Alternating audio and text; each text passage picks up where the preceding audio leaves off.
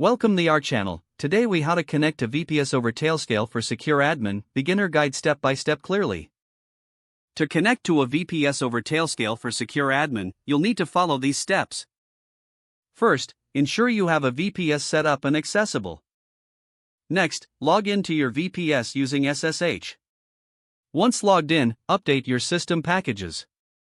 You can do this by running the command sudo apt update and in sudo apt upgrade on Ubuntu-based systems.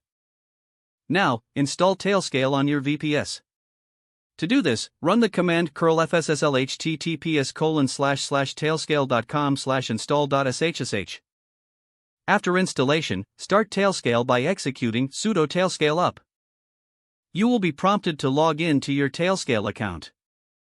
Head over to the URL provided in the terminal to authenticate your VPS. Once you've logged in, your VPS will be connected to your Tailscale network. Now, install Tailscale on your local device. Visit the Tailscale website and download the application for your operating system. Once installed, log into your Tailscale account on your local device. After you're logged in, your local device will also connect to the Tailscale network.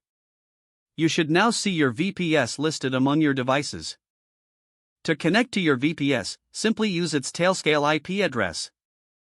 Open your terminal and run the command ssh username at Tailscale IP. Replace username with your VPS username and Tailscale IP with your VPS Tailscale IP. You should now be securely connected to your VPS over Tailscale. You can start managing your VPS without exposing it directly to the internet. This method ensures a secure connection for your administrative tasks.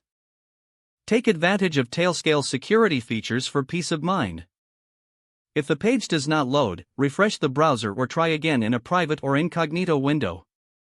Make sure you are using the correct email address, then retype it carefully to avoid small typos. If your password is not accepted, use the reset option and create a new strong password you can remember. Check your spam folder for verification or security emails, then complete any requested confirmation steps.